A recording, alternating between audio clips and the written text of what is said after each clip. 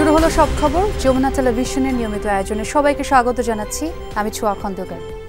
নভেম্বরের মধ্যেই দেশে ফিরবেন বিএনপির ভারপ্রাপ্ত চেয়ারম্যান তারেক রহমান। এই নিয়ে শিগগিরই দিন তারিখ সহ আনুষ্ঠানিক ঘোষণা আসবে বলে জানিয়েছেন দলটির স্থায়ী কমিটির সদস্য সালাউদ্দিন আহমদ। বিকেলে রাজধানীর গুলশানে নিজ বাসভবনে এক প্রেস ব্রিফিংয়ে এসব কথা জানান তিনি। বলেন, চলতি মাসে 200 আসনে বিএনপির একক প্রার্থীকে গ্রিন সিগন্যাল দেয়া হবে যাতে তারা দলের হয়ে নির্বাচনী প্রস্তুতি নিতে পারেন। জোট করলেও দলীয় প্রতীকে ভোটে লড়তে হবে। আরপিও সংশোধনের এমন ধারার সাথে বিএনপি একমত নয় বলেও জানান সালাউদ্দিন আহমদ। সালাউদ্দিন বলেন, এটি একতরফাভাবে পাশ করা হয়েছে, ফলে ছোট দলগুলো জোটবদ্ধ হতে উৎসাহিত হবে না। তাই বিষয়টি পুনর্বিবেচনা করতে দলের পক্ষ থেকে সরকারকে চিঠি দেয়া হবে। জোট প্রসঙ্গে বিএনপির স্থায়ী কমিটির এই সদস্য বলেন, এই নিয়ে সবার সাথে আলোচনা চলছে। জাতীয় নাগরিক পার্টি এনসিপির সাথেও রাজনৈতিক যোগাযোগ আছে। আমাদের দলের মাননীয় ভারপ্রাপ্ত চেয়ারম্যান খুব শিগগিরই দেশে প্রত্যাবর্তন। আপনারা খুব শিগগির জানতে পারবেন নির্ধারিত তারিখ। আশা করি নভেম্বরের মধ্যেই তিনি ফিরবেন। জোটভুক্ত হলেও দলগুলো নিজস্ব প্রতীকের বাইরে জোটের অন্য প্রতীক নিতে পারবে না, এই বিষয়ে আমরা সম্মত হইনি কখন। আমরা হয়তো আনুষ্ঠানিক চিঠিও দেব নির্বাচন কমিশনে এবং আইন উপদেষ্টার কাছে। আমরা এই মাসের মধ্যেই দলের পক্ষ থেকে কম বেশি 200 নির্বাচনী এলাকায় একক প্রার্থীকে হয়তো আমরা গ্রিন সিগন্যাল দেব, সেই প্রক্রিয়ায় আছে, আমরা শেষের দিকে। বিএনপি ক্ষমতায় গেলে ক্ষুদ্র নৃগোষ্ঠীর সকল সমস্যার সমাধান করা হবে, এমন আশাবাদ জানিয়েছেন বিএনপির মহাসচিব মির্জা ফখরুল ইসলাম আলমগীর। রাজধানীর বনানী বিদ্যানিকেতন স্কুলে ক্ষুদ্র জাতিগোষ্ঠী আয়োজিত ঢাকা ওয়ান গালা উদযাপন অনুষ্ঠানে তিনি এই কথা বলেন। একই সাথে সকল সম্প্রদায়ের মানুষকে আর্থিকভাবে স্বাবলম্বী করা হবে এবং তাদের সংস্কৃতিকে তুলে ধরতে সাহায্য করা হবে বলেও জানান ফখরুল। আমাদের দায়িত্ব হচ্ছে যে সকল সম্প্রদায়গুলোকে মূল সম্প্রদায়ের সঙ্গে কিছুটা এক করা, সেই সঙ্গে তাদের অর্থনৈতিক অবস্থা যেন উন্নত হয় তার ব্যবস্থা করা, একই সঙ্গে তাদের কৃষ্টি কালচারকে ধরে রাখা, ধারণ করা, এটা হচ্ছে একটা বড় কাজ বলে আমি মনে করি। আগামী নির্বাচনে আওয়ামী লীগ অংশ নিতে পারবে না বলে জানিয়েছেন প্রধান উপদেষ্টা প্রেস সচিব শফিকুল আলম। সকালে মাগুরার নবভঙ্গা পার্কে জুলাই আন্দোলনে শহীদদের স্মৃতিস্তম্ভ পরিদর্শনে গিয়ে সাংবাদিকদের এই কথা জানান তিনি। শফিকুল আলম বলেন, ফেব্রুয়ারিতে নির্বাচনের বিষয়ে সব দল ঐকমত্য পোষণ করেছে। নির্বাচন নিয়ে সরকারের ওপর কোনো চাপ নেই বলেও দাবি করেন তিনি। বলেন, জাতির ইতিহাসে সবচেয়ে সুন্দর নির্বাচন অনুষ্ঠিত হবে এইবার। এছাড়া আরপিওতে না ভোট রাখার সিদ্ধান্তের বিষয়ে প্রেস সচিব বলেন, কোনো ক্ষেত্রে একজন প্রার্থী থাকলে জনগণ না ভোট দিয়ে তাকে প্রত্যাখ্যান করার সুযোগও পাবে। ইলেকশন কমিশন বারবার বলেছে আওয়ামী লীগ ইলেকশন করতে পারবে না, কোনো ধরনের কোনো চাপ নাই। কেউ বলছেন না যে ওদেরকে ইলেকশনে ইলেকটোরাল প্রসেসে ফিরিয়ে আনো। মিরপুরে ভয়াবহ আগুন ঘটনার 10 দিন পরও আতঙ্ক কাটেনি এলাকায়। আগুনের ধোঁয়া মিলিয়ে গেছে, কিন্তু কেমিক্যালের ঝাঁঝালো গন্ধ ছড়াচ্ছে বাতাসে। এলাকাবাসীর অভিযোগ, এতগুলো মানুষের মৃত্যুর পরও টনক নড়েনি প্রশাসনের। ভয়াবহ ওই ঘটনার জন্য কাউকে গ্রেফতার তো দূরের কথা, আশপাশের কেমিক্যালের অন্য গুদামগুলো সরানো হয়নি। আর এই নিয়ে ক্ষোভ জানিয়েছেন তারা। আরও জানাচ্ছেন রেদওয়ান আহমেদ। ভয়াবহ আগুনের সূত্রপাত 14 অক্টোবর সকালে এই ভবন থেকেই। উপরে চলছিল গার্মেন্টস কারখানা, নিচতলায় ছিল কেমিক্যালের গুদাম। একের পর এক রাসায়নিক বিস্ফোরণে মুহূর্তেই ছড়িয়ে পড়ে আগুন। বের হতে পারেননি অনেকেই। রূপনগর শিয়ালবাড়ির পুড়ে যাওয়া ভবনটি এখনো আতঙ্ক এলাকাবাসীর কাছে। আগুন নিভেছে, কিন্তু রাসায়নিকের তীব্র ঝাঁঝালো গন্ধ বাড়াচ্ছে নানা আশঙ্কা। ভয়ে চারপাশে যেতে চান না অনেকে। বিশেষজ্ঞরা সতর্ক করে বলেছেন, ভবনের ভেতরে এখনো বিষাক্ত গ্যাসের উপস্থিতি আছে, যার ঘনত্ব মানবদেহের জন্য অত্যন্ত ক্ষতিকর।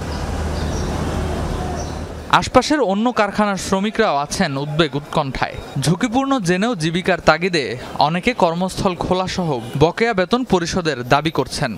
যেখানে সমস্যা হয়েছে সেখানে বন্ধ রাখে বাদ বাকিগুলো খুলে দেওয়া হোক, না হলে তো আমরা ওয়ার্কার যারা আছি, শ্রমিক আছি, আমরা বেতন পাইতেছি না, আমরা প্রায় না খাওয়া থাকার মতো অবস্থা হয়ে গেছে। দোকান বাকি লাগাইছি স্যার, আমরা কেমনে দিই, আজকে আমরা তালা মারা ঘর, আমরা যা ঘরে ঢুকতে পারছি না, রাস্তায় আমরা ঘুমাইছি, বাচ্চা কাচ্চা লয়ে এমনি কেমনে চলান যাবে, সংসার চলানি যাইতেছে না স্যার, এর লাগে ক্ষুধার কারণে আমরা আইছি। তারা সিটি কর্পোরেশন লোক দিতে আসে বসে করে করবো, না করলে আমরা যেই কটা লোক আছি, হ্যাঁ আমাকে কেমিক্যাল লাড়তে লাড়তে আমাকে টপ বসে গেছে, আমরা নিজেরা পরিষ্কার করে যাবো।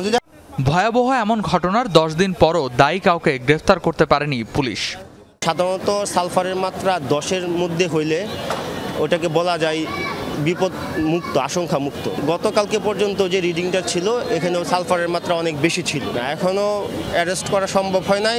আমাদের অভিযান অব্যাহত আছে, আমরা আশা করি খুব দ্রুত সময়ের মধ্যেই তাকে অ্যারেস্ট করে আইনের আওতা আনা সম্ভব হবে। আতঙ্কিত এলাকাবাসীর অভিযোগ, এত বড় ঘটনার পরও টনক নড়েনি প্রশাসনের। আশপাশে এখনও রয়েছে ঝুঁকিপূর্ণ কয়েকটি কেমিক্যাল বোঝাই গুদাম, তালা ঝুলিয়ে লাপাত্তা মালিকরা। তদন্তে জানা গেছে গুদামের ভেতরে হাইড্রোজেন সালফাইড ছিল বিপজ্জনক মাত্রায়, প্রতি মিলিয়নে 150 পার্ট, যা মানুষের জন্য তাৎক্ষণিক প্রাণঘাতী। তাই প্রথম 3 দিন উদ্ধারকারীরা ভেতরে ঢুকতেই পারেননি। ঘটনায় নিহত হয়েছিলেন 16 জন, তাদের একজন জয়। তার লাশ পাওয়া গেলেও নিখোঁজ তার স্ত্রী মার্জিয়া সুলতানার খোঁজ এখনো পাওয়া যায়নি। মেয়ের খোঁজে তার বাবা এখনো ঘুরে বেড়াচ্ছেন ধ্বংসস্তূপের চারদিকে। আমার মায়ের সাথে কথা বলছি, জামাইয়ের সাথে আমি কথা বলছি, বলার পরে এরকম আপনার আগুন ডেকে গেছে, কিন্তু দিহি বাড়িতে ভাবতেছি, কিন্তু গেট আয়ে দেখে গেট তালা মারা। পরে আমি ফোন দেই আর ফোন ঢুকে না। এইসব মনে করি দুর্ঘটনা ঘটতে গেছে আর কি। ঢাকা মেডিকেল যা রাস্তা লাশ করে একজন পাইছি, কিন্তু জামাইয়ের সন্ধান পাইছি, মেয়ের কোনো সন্ধান পাইছি না। ধ্বংসস্তূপ এই ভবনটি থেকে এখনো বেরোচ্ছে রাসায়নিকের বিষাক্ত গন্ধ। এর মধ্যেই তোড়জোড় শুরু হয়ে গেছে আশপাশের কারখানাগুলো খুলে দেয়া। এমন বড় দুর্ঘটনার যে আবারও পুনরাবৃত্তি হবে না, এমন নিশ্চয়তা দিতে পারছেন না কেউই। রেদওয়ান আহমেদ, যমুনা নিউজ, ঢাকা। টঙ্গী থেকে নিখোঁজ ইমামকে পঞ্চগড়ে শেকল বাঁধা অবস্থায় উদ্ধারের ঘটনায় ঢাকা ময়মনসিংহ সড়ক অবরোধ করে বিক্ষোভ করেছেন মুসল্লিরা। জুমার নামাজের পর গাজীপুর টঙ্গীর বিভিন্ন মসজিদ থেকে মিছিল নিয়ে মহাসড়কে 1.5 ঘন্টার মতো অবস্থান নেন তারা। অভিযোগ করেন BTCL TNT কলোনি জামে মসজিদের ইমাম মহিবুল্লাহ মিয়াজি গত বুধবার সকালে বাসা থেকে হাঁটতে বের হয়ে অপহৃত হন। পরদিন পঞ্চগড় থেকে শেকল বাঁধা অবস্থায় তাকে উদ্ধার করা হয়। আন্দোলনকারীদের অভিযোগ, অখণ্ড ভারত ও ইসকনের পক্ষে কথা বলতে তাকে নানা সময় উড়ো চিঠি দেয়া হতো, না মানাতেই অপহরণ করা হয় বলেও দাবি করেন তারা। দ্রুতই ঘটনার তদন্ত ও সুষ্ঠু বিচার দাবি করেন বিক্ষোভকারীরা। সামনের দরজা খুলে একজনের রুমাল না টিস্যু হাতে নিয়ে এবং মুখটা চাপিয়ে ধরছে, আর পিছন থেকে একজনে আমার এই অপারেশনের জায়গা পিছের আর কান সহ 3টা এমন জোরে জোরে থাপ্পড় দিছে, আমি আর সহ্য করতে পারি না, পড়িয়ে গেছি। খালি মারে আরও কত গালিগালাজ করে, কিন্তু মানে এমন ভাষায় কথা বলে যে ভাষাগুলি বাংলাদেশের কারো ভাষা না। গুমকারীদের বিরুদ্ধে ব্যবস্থা নেওয়ার দাবিতে রংপুরের সর্বস্তরের সচেতন মুসলিম সমাজের ব্যানারে বিক্ষোভ হয়েছে। জুমার নামাজের পর সদর মসজিদের সামনে থেকে মিছিল শুরু হয়। নগরীর বিভিন্ন সড়ক ঘুরে প্রেসক্লাব চত্বরে এসে শেষ হয় মিছিলটি। এ সময় তারা বলেন, পরিকল্পিতভাবে দেশে বিশৃঙ্খলা তৈরির চেষ্টা চলছে। এরই অংশ হিসেবে গাজীপুর থেকে ইমামকে গুম করে সীমান্ত এলাকায় নেওয়া হচ্ছিল। দ্রুতই চক্রান্তকারীদের গ্রেফতারের দাবি জানান তারা। ভয়াবহ প্রতারণা আর নির্যাতনের স্মৃতি নিয়ে লিবিয়া থেকে দেশে ফিরলেন 309 জন বাংলাদেশি। সরকারের দ্বিতীয় চার্টার ফ্লাইটে সকাল 9:30টায় শাহজালাল আন্তর্জাতিক বিমানবন্দরে আসেন তারা। জানান, মানব পাচার, মুক্তিপণ সহ মাফিয়া চক্রে জড়িত খোদ কিছু বাঙালি। তাদের কারণেই অর্থকড়ি গেছে, নষ্ট হয়েছে সময়, আর যে ট্রমার মধ্য দিয়ে দিন কেটেছে তা থেকে বেরিয়ে আসা কঠিন। অবশেষে লিবিয়া থেকে ফিরলেন সৈয়দ আলম। ছিলেন 3 বছর। মাফিয়াদের হাতে ধরা পড়েও চলন্ত গাড়ি থেকে লাফিয়ে রক্ষা পান সে যাত্রায়। দেশে ফিরে বলছিলেন সেই তিক্ত অভিজ্ঞতার গল্প। এরা লক দেয় নাই, লক টান দিয়ে দিছি ফাল এর রানি অবস্থায় বাদে এমনি এরা দৌড়াইছি 2-1 পাক। আমি রুট পারে একটা লেবির কাছে আশ্রয় নিয়েছি। আলহামদুলিল্লাহ আল্লাহ বাঁচাইছি। নই জায়গার গোড়া নিলে তো মারা 1 কোয়ার শেষ হইতাম, 40 লাখ যাইতে। অনেকটা একই গল্প হাফিজুর রহমানের। গুলি করে দরজা ভেঙে থাকার জায়গা থেকে তাদের 7 জনকে তুলে নিয়ে গিয়ে দাবি করা হয় 70 লক্ষ টাকা। সেই মুক্তিপণ দিয়েই ফিরলেন তিনি। আর ভাইকে পেয়ে আবেগঘন হয়ে পড়েন তার বোন। ভাইকে পাইছি, আমাদের অনেক আনন্দ, আমার আনন্দ অনেক কান্দ আসছে।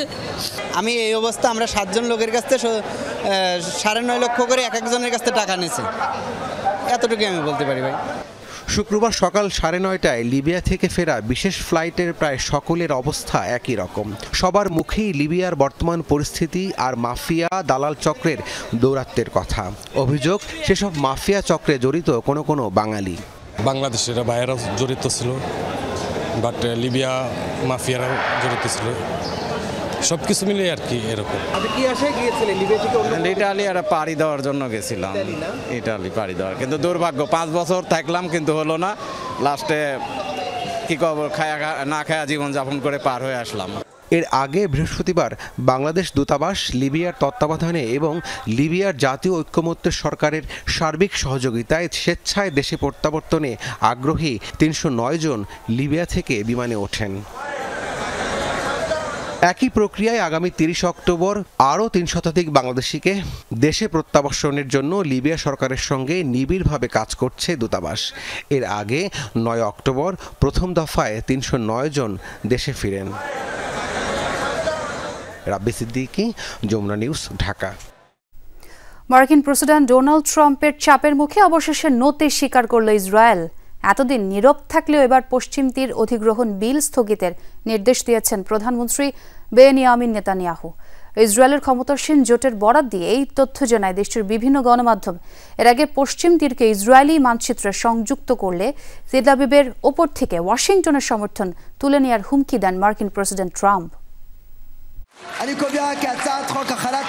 ফিলিস্তিনের পশ্চিম তীর অধিগ্রহণ করতে গেল বুধবার বিল পাশ হয় ইসরায়েলি পার্লামেন্টে। প্রধানমন্ত্রী বেনিয়ামিন নেতানিয়াহুর দলের সমর্থন না থাকলেও বিলটির পক্ষে ভোট দেয় জোট সরকারে থাকা অন্যান্য রাজনৈতিক দল। এরপর বিশ্বজুড়ে শুরু হয় তোলপাড়, নিন্দা জানায় বিভিন্ন দেশ, চাপ আসে মিত্র যুক্তরাষ্ট্রের তরফ থেকেও। এবার এ ঘটনার কঠোর প্রতিক্রিয়া জানালেন মার্কিন প্রেসিডেন্ট ট্রাম্প। সরাসরি হুমকি দিয়ে বলেন, পশ্চিম তীর অতিক্রমণ করলে যুক্তরাষ্ট্রের সব সমর্থন হারাবে ইসরায়েল। টাইম ম্যাগাজিনে দেয়া এক সাক্ষাৎকারে ট্রাম্প পাশ হওয়া বিলের বিরোধিতা করে জানান, পশ্চিম তীর দখল করতে পারবে না তেল আবিব। পশ্চিম তীর নিয়ে চিন্তা করবেন না, ইসরায়েল পশ্চিম তীর নিয়ে কিছু করবে না, ঠিক আছে? তারা খুব ভালো করছে।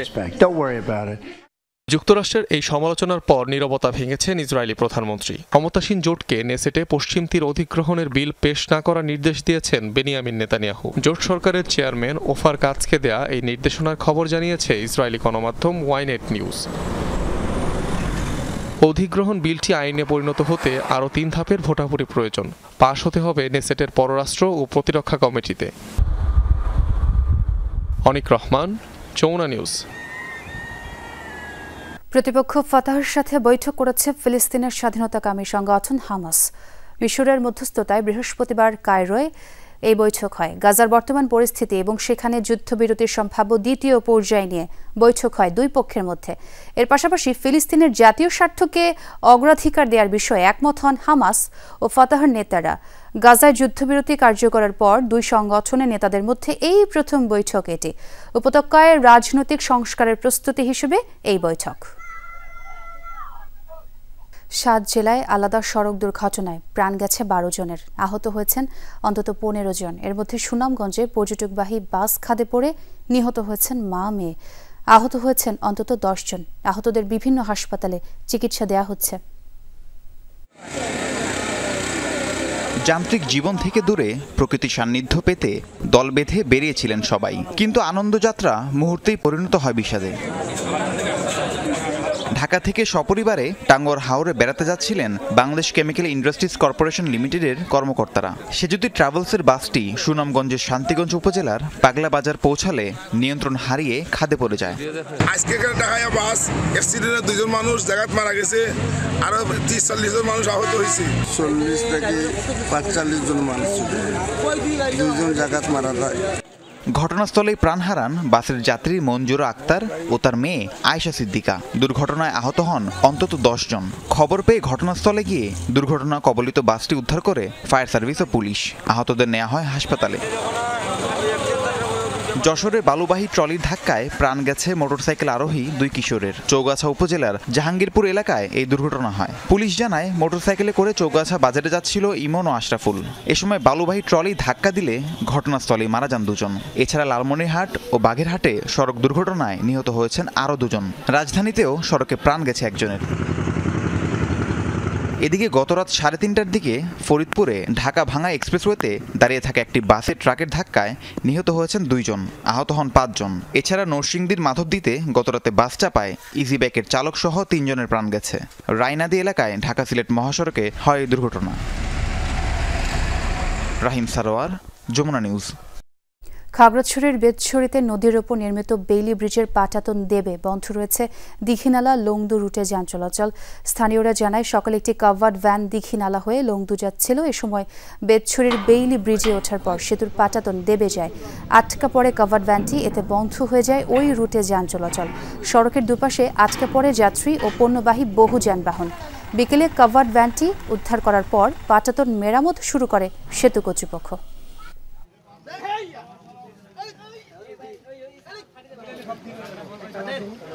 আমরা আশা করব এই বিষয়টা যেহেতু দ্বিতীয়বার এর জন্য অঘটন না ঘটে, এটার জন্য যে অবস্থান থেকে আছে সবাই যেন সবার দায়িত্বগুলো যৌথভাবে পালন করে। মাত্র 3 টন মাল নিয়ে এই যে ব্রিজ, এই স্টিল ব্রিজ ভেঙে পড়ছে। এটার কোনো বিট নাই, নাট নাই। গাড়ির চলাচলের মালামাল নিয়ে যাওয়ার সময় ওভারলোডের কারণে ব্রিজ ভেঙে গাড়ির চাকা সহ ভিতরের দিকে চলে যায়। 5 দফা দাবিতে রাজধানীর শাহবাগে বিক্ষোভ করেছে চাকরি প্রত্যাশী প্রতিবন্ধী গ্র্যাজুয়েট পরিষদ। বিকেলে দাবি নিয়ে প্রধান উপদেষ্টার বাসভবন যমুনা অভিমুখে যেতে চাইলে জাতীয় জাদুঘরের সামনে আন্দোলনকারীদের আটকে দেয় পুলিশ। আন্দোলনকারীরা জানান, বিভিন্ন দাবিতে গেল 6 দিন ধরে ঢাকা বিশ্ববিদ্যালয় এলাকায় কর্মসূচি পালন করে আসছে শারীরিক বিশেষ চাহিদা সম্পন্ন গ্র্যাজুয়েটরা। তাদের দাবির মধ্যে অন্যতম হচ্ছে প্রধান উপদেষ্টার নির্বাহী আদেশে কর্মসংস্থান সৃষ্টি, চাকরিতে প্রথম ও দ্বিতীয় গ্রেডে 2টি ও তৃতীয় ও চতুর্থ গ্রেডে 5টি কোটা বরাদ্দ, চাকরির বয়স 32 থেকে বাড়িয়ে 35 বছরে উন্নীত করা। এসব দাবিতে যমুনা অভিমুখে যাত্রা করলে পুলিশি বাধায় জাদুঘরের সামনেই বিক্ষোভ করেন আন্দোলনকারীরা। এ সময় সুবর্ণ নাগরিক সনদ পড়ার প্রতীকী কর্মসূচিও পালন করেন তারা। শনিবার আবারও যমুনা অভিমুখে পদযাত্রা কর্মসূচি পালন করা হবে বলে জানান সংগঠনের নেতারা। কাজের গরু কেতাবে থাকে, গোয়ালে থাকে না। এই কার্ড তেমন একটি কার্ড, শুধু এই কার্ড আমাদের, এই কার্ড দিয়ে কি করেছে জানেন? জাতিসংঘের মতো জায়গায় দেখিয়েছে প্রতিবন্ধীদের আমরা মর্যাদা দিয়েছি।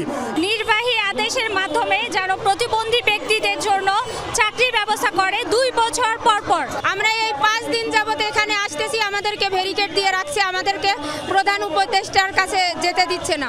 তাই আমার পুলিশ ভাইদের কাছে অনুরোধ, আমাদেরকে জানি প্রধান উপদেষ্টার কাছে যাওয়ার ব্যবস্থা করে দেন। বাংলাদেশের সাথে কেবল অর্থনৈতিক নয়, রাজনৈতিক সম্পর্ক স্থাপন করছে কাতার। দেশটিতে বাংলাদেশের রাষ্ট্রদূত বলছেন, জুলাই অভ্যুত্থানের পর গণতান্ত্রিক উত্তরণ প্রক্রিয়াও ঢাকাকে সহযোগিতার আনুষ্ঠানিক প্রস্তাব দিয়েছে দোহা। সেই সাথে মধ্যস্থতা কূটনীতিতে সক্রিয় কাতার। রোহিঙ্গা ইস্যুতেও থাকতে চায় বাংলাদেশের পাশে। মাহফুজ বিশুর রিপোর্ট। জুলাই অভ্যুত্থানের পর গেল জানুয়ারিতে উন্নত চিকিৎসার জন্য বহু বছর পর লন্ডন গিয়েছিলেন বিএনপি চেয়ারপারসন খালেদা জিয়া। তার যাওয়ার সময় বিশেষ এয়ার অ্যাম্বুলেন্স পাঠিয়েছিলেন কাতারের আমির। আবার সেই রয়্যাল এয়ার অ্যাম্বুলেন্সেই ঢাকা ফেরেন সাবেক এই প্রধানমন্ত্রী। গেল এপ্রিলে প্রধান উপদেষ্টা ডক্টর মোহাম্মদ ইউনূসের কাতার সফরকেও গুরুত্ব দিয়েছে দেশটি। এ সময় জ্বালানি সংকট মোকাবেলায় এলএনজি আমদানি বাড়ানোর পাশাপাশি বাংলাদেশে ব্যবসা বাণিজ্য আর বিনিয়োগ বাড়ানোরও আগ্রহ দেখায় তেল সমৃদ্ধ এই দেশটি। দেশটিতে বাংলাদেশের রাষ্ট্রদূত বলছেন, সাম্প্রতিক সময়ে নতুন উচ্চতায় পৌঁছেছে ঢাকা দোহা সম্পর্ক। কাতার বাংলাদেশ কূটনৈতিক সম্পর্ক, রাজনৈতিক সম্পর্ক সবসময় একটি অসাধারণ এবং চমৎকারিত্ব অবলম্বন করে চলে। এবং সম্প্রতি আপনি জেনেছেন যে মাননীয় প্রধান উপদেষ্টা এই দেশটিতে সফর করেছেন এবং গত বছর এদেশের আমির বাংলাদেশে সফর করেছেন। এবং এই 2 নেতৃবৃন্দের, শীর্ষ নেতৃবৃন্দের সফরের পর একটি বিষয়ে ওনারা একমত হয়েছেন যে বাংলাদেশ কাতার সম্পর্কটা, আমাদের যে ঐতিহ্যগত সম্পর্ক রয়েছে সেটি অব্যাহত রাখা। গত 5 দশক ধরে মূলত শ্রমবাজার কেন্দ্রিক সম্পর্ক কাতারের সাথে। এর সাথে যুক্ত হয়েছে এলএনজি আমদানি। এছাড়া সারসহ আরও কিছু পণ্য আমদানি করলেও কৌশলগত বা রাজনৈতিক ইস্যুতে বাংলাদেশে কাতারের উপস্থিতি দৃশ্যমান ছিল না তেমন। আসলে বাংলাদেশ কাতার সম্পর্কটা এতই চমৎকার যে তারা অনেক আগে থেকে ট্রেডিশনালি আমাদের পার্টনার, রাজনৈতিক পার্টনার সব দিক থেকে। মুসলিম উম্মাই শুধু নয়, বাংলাদেশ যেহেতু একটা পরিবর্তিত পরিস্থিতির মধ্য দিয়ে যাচ্ছে, একটা ট্রানজিশনাল পিরিয়ড যাচ্ছে, এবং কাতারের প্রধানমন্ত্রী আমাদের প্রধান উপদেষ্টার সাথে বৈঠকে তিনি পরিষ্কারভাবে বলেছেন বাংলাদেশকে গণতন্ত্রায়নে রিশেপিং যদি প্রয়োজন পড়ে সেক্ষেত্রেও কাতার গভর্নমেন্ট সর্বাত্মক সহযোগিতা প্রদান করবে। কাতারে সম্প্রতি ইসরায়েলের হামলার নেপথ্যে ছিল ফিলিস্তিন ইস্যুতে দেশটির অবস্থান ও মধ্যস্থতার চেষ্টা। মধ্যস্থতা কূটনীতিতে ব্যাপক সক্রিয় কাতার রোহিঙ্গা সমস্যার সমাধানেও ভূমিকা রাখতে চায়। গোটা বিশ্বে তারা মিডিয়েশনের জন্য বড় ধরনের ভূমিকা পালন করেছে। মধ্যপ্রাচ্যের প্রভাবশালী এই দেশটিতে কাজ করছে প্রায় 5 লাখের মতো বাংলাদেশি। ব্যবসা বাণিজ্য, অর্থনীতি আর বিনিয়োগের পাশাপাশি বাংলাদেশ কাতার সম্পর্ক এখন নতুন উচ্চতায় রূপ নিচ্ছে। বাংলাদেশের দূতাবাস বলছে ঢাকার সঙ্গে রাজনৈতিক সম্পর্ক স্থাপনের প্রচেষ্টা চালিয়ে যাচ্ছে দোহা। এরই মধ্যে অভ্যন্তরীণ রাজনীতির পাশাপাশি বৈশ্বিক বিভিন্ন ইস্যুতেও যে মিডিয়েশন ডিপ্লোমেসি করছে কাতার, তারও সহযাত্রী হয়েছে বাংলাদেশ। মাহফুজ মিশু, যমুনা নিউজ, দোহা, কাতার। বর্ণাঢ্য আয়োজনে অনুষ্ঠিত হল ঢাকা বিশ্ববিদ্যালয় ফ্রেন্ডস অ্যালায়েন্স ডুফার পঞ্চম মেগা রিইউনিয়ন ও এজিএম। 95-96 সেশনের উচ্ছ্বসিত সাবেক ঢাবি শিক্ষার্থীরা পুরনো বন্ধুদের পেয়ে আনন্দে মেতে ওঠেন। অনুষ্ঠানে রাজনীতিবিদ, আমলাসহ নানা পেশায় নিযুক্ত ঢাকা বিশ্ববিদ্যালয়ের প্রাক্তন শিক্ষার্থীরা অংশ নেন। বর্ণাঢ্য র্যালি, সাংস্কৃতিক অনুষ্ঠান ও পরিবারের সদস্যদের সান্নিধ্যে আনন্দ উচ্ছ্বাসের মধ্য দিয়ে সময় কাটান প্রাক্তন ঢাবিয়ানরা। ছুটির দিন সকালে বর্ণাঢ্য র্যালি ও কেক কেটে শুরু হয় ঢাকা ইউনিভার্সিটি ফ্রেন্ডস অ্যালায়েন্স ডুফার পঞ্চম মেগা পুনর্মিলনী অনুষ্ঠান। এরপর আলোচনা সভা অনুষ্ঠিত হয়, যেখানে ঢাবি শিক্ষক ও প্রাক্তন শিক্ষার্থীরা বক্তব্য রাখেন। ঢাকা বিশ্ববিদ্যালয়ের 95-96 সেশনের বিভিন্ন বিভাগের 4000 প্রাক্তন শিক্ষার্থী ও তাদের পরিবারের সদস্যরা এতে অংশ নেন। দীর্ঘ সময় পর বন্ধুদের কাছে পেয়ে আনন্দ উচ্ছ্বাসে সময় কাটান তারা। আমরা অনেক এনজয় করতেছি, প্রত্যেকটা মুহূর্তই আমাদের এনজয়ের। আমরা বাচ্চা হয়ে যাই, মনে হয় সেই আমরা ফার্স্ট ইয়ারই আছি। আমাদের যে প্রায় 2 যুগ চলে গেল, এটা আর তখন মনে হয় না। যতবারই আসি আগের মতোই লাগে, মানে নতুন কিছু লাগে না, মনে হয় যে আমরা সেই সময়ে আসছি। আমরা যেন আজীবন অটুট থাকি, সজীব থাকি, এই প্রত্যাশা রাখি। অনেকে আবার বন্ধুদের কাছে পেয়ে আবেগ আপ্লুত হয়ে ওঠেন। বলেন বন্ধু ছাড়া জীবন অচল। পুরনো দিনের নানা স্মৃতিচারণ করে আড্ডায় মেতে ওঠেন তারা। এক কথায় একটা অসাধারণ মিলন মেলা, একটা ভালোবাসার মহাসাগর, বন্ধুত্বের মহাসাগর। উৎসবে আসলে তো সবসময় ভালো লাগে, সেই ভালো অনুভূতি নিয়েই আসি এবং ফিরে যাই। ডুফার যে উত্তরোত্তর সমৃদ্ধি, এটা মূল উদ্দেশ্য হলো বন্ধুদের ভালোবাসা। খুবই ভালো লাগে, অনেকদিন পর দেখা হয় আর মনে হয় যে ওই বয়সেই আছে সবাই। এটা খুবই একটা অ্যামিউজিং প্রোগ্রাম এবং আমরা আসলেই খুব আনন্দিত এরকম একটা প্রোগ্রামে অংশগ্রহণ করতে পেরে। এই মেগা রিইউনিয়ন বন্ধুদের পারিবারিক অনুষ্ঠানে রূপ নেয়। র্যাফেল ড্র, শিশুদের খেলাধুলা ও সাংস্কৃতিক অনুষ্ঠানের মধ্য দিয়ে শেষ হয় জমকালো এই আয়োজন। শামীম রেজা, যমুনা নিউজ, ঢাকা। ইতিহাস তার নিজস্ব গতিতে তৈরি হয়, সুন্দরভাবে লিখলেই তা বিশ্বাস করবে না মানুষ, এমন মন্তব্য করেছেন বিএনপির স্থায়ী কমিটির সদস্য ডাক্তার AJM জাহিদ হোসেন। সকালে দিনাজপুরের হাকিমপুরে স্থানীয় মুক্তিযোদ্ধাদের সাথে এক মতবিনিময় সভায় এই মন্তব্য করেন তিনি। জাহিদ হোসেন বলেন, মানুষ বাস্তবতাকেই মনে রাখে, ইচ্ছা করলেই ইতিহাস বদলে দেওয়াও যায় না। পরে স্থানীয় বিভিন্ন শিক্ষা প্রতিষ্ঠানের শিক্ষকদের সাথে মতবিনিময় করেন তিনি। অভিযোগ করেন, বিগত সময়ে শিক্ষা ব্যবস্থা ধ্বংস করা হয়েছে। চেষ্টা করা যায়, ইতিহাস তার নিজস্ব গতিতে চলে। ইতিহাস ইচ্ছে করলেই আমি সুন্দর বাংলা ভাষায় ভালো ইতিহাস লিখে দেব, ওইটা মানুষ বিশ্বাস করবে, কখনোই হবে না। বাস্তবতা যেটি, সেটি মানুষ স্মরণ রাখবে। 31 দফা বাস্তবায়নের লক্ষ্যে আশুলিয়ায় সাইকেল র্যালি ও লিফলেট বিতরণ করা হয়েছে। বিকেলে জিরাবো এলাকায় আশুলিয়া থানা ছাত্রদলের সাবেক সভাপতি জাহিদ হাসান বিকাশের নেতৃত্বে শুরু হয় সাইকেল র্যালি। বাইপাইল আবদুল্লাপুর সড়কে জিরাবো থেকে নরসিংহপুর ঘুরে সিএনপি পাম্প এলাকায় শেষ হয় র্যালিটি। সেখানে স্থানীয়দের মাঝে লিফলেট বিতরণ করা হয়। এ সময় নেতাকর্মীরা আগামী নির্বাচনে ধানের শীষে ভোট দিতে সকলের প্রতি আহ্বান জানান।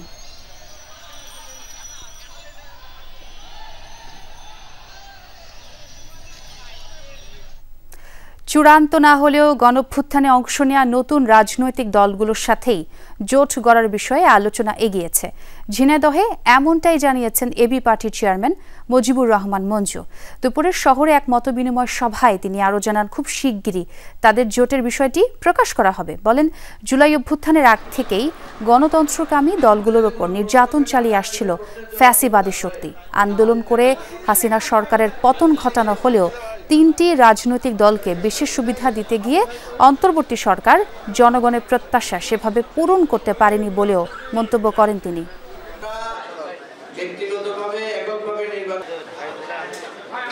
নতুন রাজনৈতিক দলগুলোকে নিয়ে আমরা একটা নতুন জোট করার পরিকল্পনা আছে আমাদের, সেটা নিয়ে আমরা অলরেডি কাজ শুরু করেছি। এখনো চূড়ান্তভাবে সিদ্ধান্ত দেওয়ার মতো কোনো অবস্থা আমরা আসি নাই।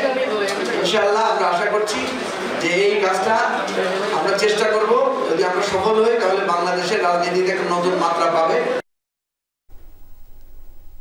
ভাষা সৈনিক আহমদ রফিকের পরিচয় শুধু ভাষা সংগ্রামী নয়, তিনি ছিলেন সমাজ বিপ্লবীও।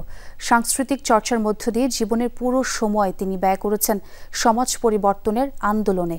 শুক্রবার বিকেলে ভাষা সংগ্রামী আহমদ রফিক স্মরণে আয়োজিত শোকসভায় এসব কথা বলেন ইমেরিটাস অধ্যাপক সিরাজুল ইসলাম চৌধুরী। বাংলা একাডেমির আব্দুল করিম মিলনায়তনে এই শোকসভায় আয়োজন করে ভাষা সংগ্রামী আহমদ রফিক শোকসভা জাতীয় কমিটি। সিরাজুল ইসলাম চৌধুরী বলেন, পৃথিবী এখন গভীর সংকটে। এই সংকট শুধু সভ্যতার সংকট নয়, মনুষ্যত্বের সংকটও বটে। এই সংকট থেকে উত্তরণে আহমদ রফিকের মতো সমাজ বিপ্লবীদের এক হবার কথা বলেন সিরাজুল ইসলাম চৌধুরী। কেবল ভাষা সংগ্রামী বললে আহমদ রফিককে পরিচয় তুলে ধরা যাবে না। আসল পরিচয়টা হচ্ছে ওই যে বললাম, তিনি সমাজতন্ত্রে বিশ্বাস করতেন, সামাজিক বিপ্লবে বিশ্বাস করতেন। সেই জন্য যখন রাষ্ট্রভাষা আন্দোলনের সঙ্গে তিনি যুক্ত, তার পরপরই তিনি কমিউনিস্ট পার্টির সদস্য হয়েছিলেন। অনুষ্ঠিত হয়ে গেল লিডারশিপ বিষয়ক seminar leading yourself through tough time. দুপুরে ধানমন্ডিতে এর আয়োজন করে এক্সিকিউটিভ। অনুষ্ঠানটিতে 45 জন অংশগ্রহণ করেন। প্রশিক্ষণ দেন মোহাম্মদ আকবর হোসেন। আয়োজকরা জানান, এমন প্রশিক্ষণ সেমিনারের মাধ্যমে দলকে নেতৃত্ব দান বা নিজের নেতৃত্ব গুণ বৃদ্ধিতে সহায়তা করবে, পাশাপাশি কৌশলী মনোভাব তৈরিতে সাহায্য করবে প্রশিক্ষণটি। এছাড়াও সঠিক সিদ্ধান্ত নিয়ে জীবনে এগিয়ে যাবার প্রেরণা পাবেন অংশগ্রহণকারীরা। নেতৃত্ব বিকাশের এমন আয়োজন ভবিষ্যতেও চলমান রাখবে বলে জানান আয়োজকরা। আমরা এখানে বেশ ভালোই সাড়া পাচ্ছি, বিকজ বিগত লাস্ট 5 বছর ধরে আমরা যেটা দেখতে পাচ্ছি যে আমাদের প্রফেশনালদের মধ্যে লিডারশিপ এবং ইমোশনাল ইন্টেলিজেন্স, কমিউনিকেশন, প্রোডাক্টিভিটি এগুলো শেখার জন্য হাঙ্গার তৈরি হয়েছে। এবং মোর ইম্পর্টেন্টলি আমরা আমাদের দেশটাকে যদি এগিয়ে নিতে যাই তাহলে আমাদের লিডারশিপটা ইমপ্রুভ করতে হবে। বিভিন্ন লেয়ারের প্রোগ্রাম নিয়ে আসছি জানুয়ারিতে। তো আমরা আশা করছি যে আমাদের পাশাপাশি অন্যান্য যারা লিডারশিপ অর্গানাইজেশন আছে তারাও এগিয়ে আসবে। পটুয়াখালীতে মেডিকেল ক্যাম্পে শতাধিক অসহায় ও দুস্থদের চিকিৎসা সেবা দেয়া হচ্ছে। সকালে সদর উপজেলার কমলাপুর ইউনিয়ন পরিষদ মাঠে শুরু হয় মেডিকেল ক্যাম্প। সেখানে স্থানীয় শতাধিক গরিব রোগীদের বিনামূল্যে দেয়া হয় চিকিৎসা সেবা। এরপর 5 শতাধিক পরিবারের মাঝে বিতরণ করা হয় ঔষধি গাছের চারা। স্থানীয় সামাজিক সংগঠন আমরা কমলাপুরের সন্তান সংগঠনের উদ্যোগে আয়োজিত কর্মসূচিতে জেলা ম্যাজিস্ট্রেট সহ আরও অনেকে উপস্থিত ছিলেন।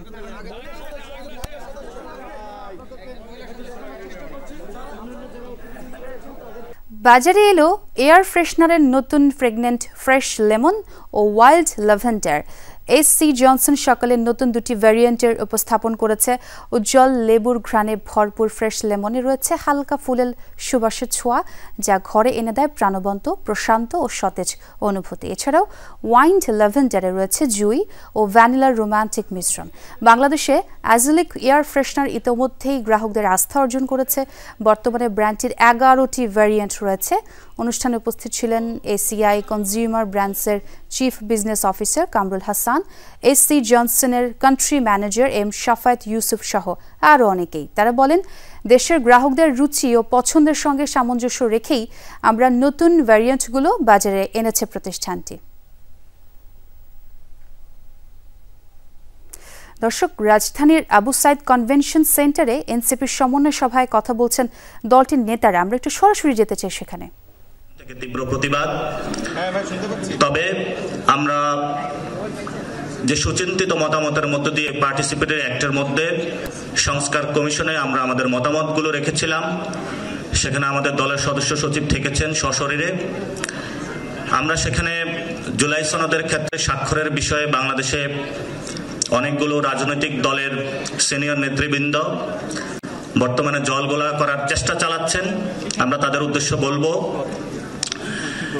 এনসিপি বর্তমানে যেই বাংলাদেশের সংস্কার কার্যক্রমগুলো চলছে সেগুলো এনসিপির একার ভাবনা নয়।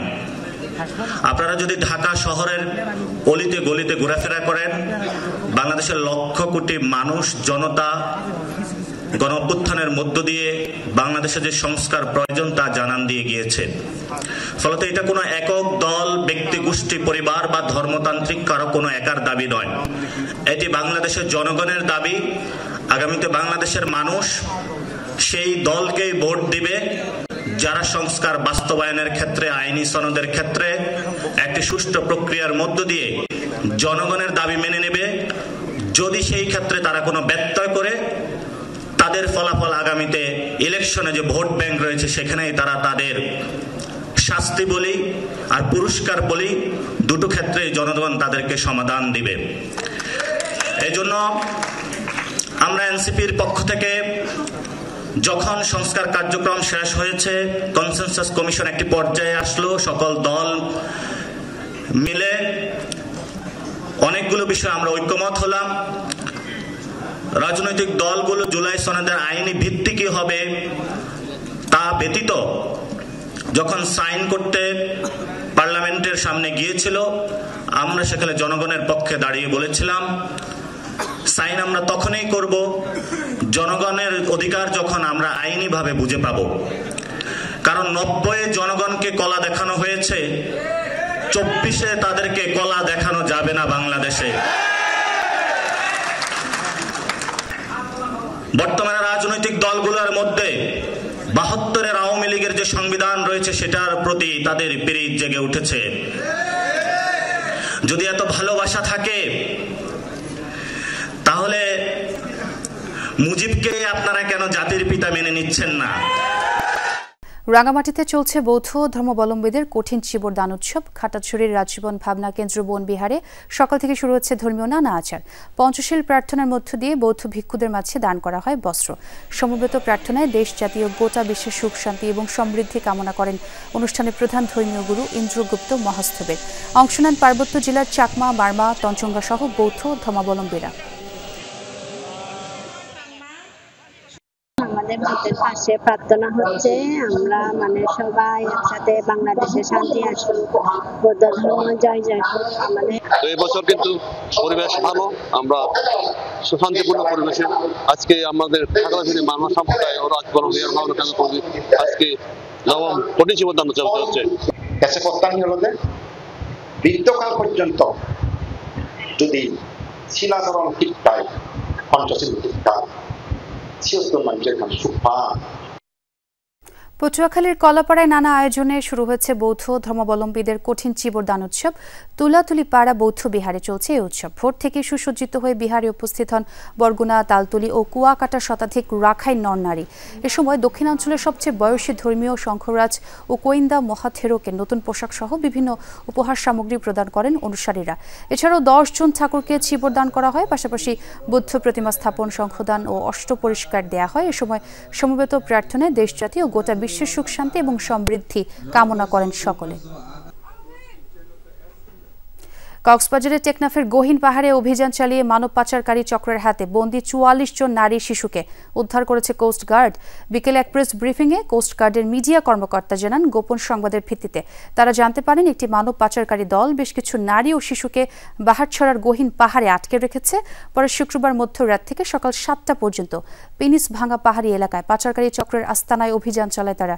পরে 44 জন নারী ও শিশুকে উদ্ধার করা হয়। এছাড়া তিনি জানান, কয়েকটি সংঘবদ্ধ পাচারকারী চক্র বিদেশে উচ্চ বেতনের চাকরি, সুবিধাজনক কর্মসংস্থান, অল্প খরচে বিদেশ যাত্রা সহ বিভিন্ন প্রলোভন দেখিয়ে তাদের অপহরণ করে।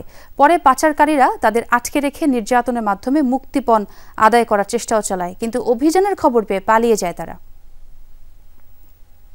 চট্টগ্রামে ব্লু ইকোনমিতে সামুদ্রিক মৎস্য খাতের অবদান, টেকসই উন্নয়ন এবং পরিকল্পনা বাস্তবায়ন শীর্ষক আলোচনা সভা অনুষ্ঠিত হয়েছে। নগরীর আগ্রাবাদ হোটেলে আয়োজিত এই অনুষ্ঠানে প্রধান অতিথি ছিলেন নৌপরিবহন অধিদপ্তরের chief nautical surveyor captain Giasuddin Ahmed. Industrial fishing জাহাজে স্কিপার ও চিফ ইঞ্জিনিয়ারদের মধ্যে বিদ্যমান আর্থিক ও মর্যাদাগত বৈষম্য দূরীকরণের দাবি জানান তিনি। বলেন, এই বৈষম্য টেকসই ফিশিং ও ব্লু ইকোনমির উন্নয়নে বড় বাধা সৃষ্টি করছে। বিশেষ করে আর্থিক বৈষম্যের কারণে কর্মীদের মধ্যে অসন্তোষ তৈরি করে, যা উৎপাদনে প্রভাব ফেলে। তুরস্কের উপকূলে একটি নৌকা ডুবে প্রাণ হারিয়েছেন অন্তত 14 অভিবাসী। শুক্রবার দেশটির পশ্চিমাঞ্চলীয় মুগলা প্রদেশের উপকূলে হয় এই দুর্ঘটনা। বেঁচে যাওয়া এক যাত্রী জানান, মোট 18 জনকে নিয়ে রওনা দিয়েছিল নৌকাটি, কিন্তু যাত্রা শুরুর প্রায় 10 মিনিট পরই নৌকাটিতে পানি ঢুকতে শুরু করে। এক পর্যায়ে ডুবে যায় সেটি। এরপরই শুরু হয় উদ্ধার অভিযান। জীবিত উদ্ধার করা হয় 2 জনকে, পাওয়া যায় 14 জনের মরদেহ। নিখোঁজদের সন্ধানে চলছে অভিযান।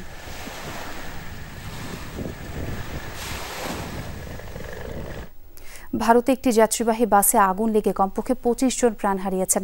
শুক্রবার স্থানীয় সময় ভোরে অন্ধ্রপ্রদেশের কুর্নুল জেলায় একটি মোটরসাইকেলের সাথে সংঘর্ষের পর বাসটিতে আগুন লাগে। এ সময় বাসে 40 জনেরও বেশি যাত্রী ছিলেন। বেঙ্গালুরু থেকে হায়দ্রাবাদ যাচ্ছিল বাসটি। দুর্ঘটনাস্থলে পৌঁছালে পেছন দিক থেকে এতে একটি মোটরসাইকেল ধাক্কা দেয়। পরে 2 চাকার যানটি নিচে আটকা পড়লে মুহূর্তেই আগুন ধরে যায় পুরো বাসে। কয়েকজন জানালা দিয়ে বের হতে পারলেও ভেতরে আটকা পড়েন অনেক যাত্রী। এই ঘটনায় প্রাণহানির সংখ্যা আরও বাড়তে পারে বলে শঙ্কা করা হচ্ছে। বাংলাদেশের বিপক্ষে টি-20 সিরিজ সামনে রেখে স্কোয়াডে পরিবর্তন এনেছে উইন্ডিজ। 3 ম্যাচের সিরিজের জন্য দলে যুক্ত করা হয়েছে বাঁহাতি স্পিনার খারি পিয়ারকে। সেই সাথে ইনজুরি সমস্যা অস্বস্তিতে ফেলেছে ক্যারিবিয়ানদের। চোটের কারণে খেলতে পারছেন না সামার জোসেফ ও জেডিয়া ব্লেটস, যারা কিনা আগে থেকেই অন্তর্ভুক্ত ছিলেন দলে। ফলে 15 জনের পরিবর্তে সফরকারীদের স্কোয়াড এখন দাঁড়িয়েছে 14 জনে। এদিকে চট্টগ্রামের 27 অক্টোবর থেকে শুরু হচ্ছে টি-20 সিরিজ। ওয়ানডে সিরিজ হারের প্রতিশোধ এই সিরিজ দিয়ে নিতে মরিয়া ক্যারিবিয়ানরা। দর্শক, এই ছিল আজকের সব খবরের আয়োজনে। এতক্ষণ যারা সঙ্গে ছিলেন সবাইকে ধন্যবাদ।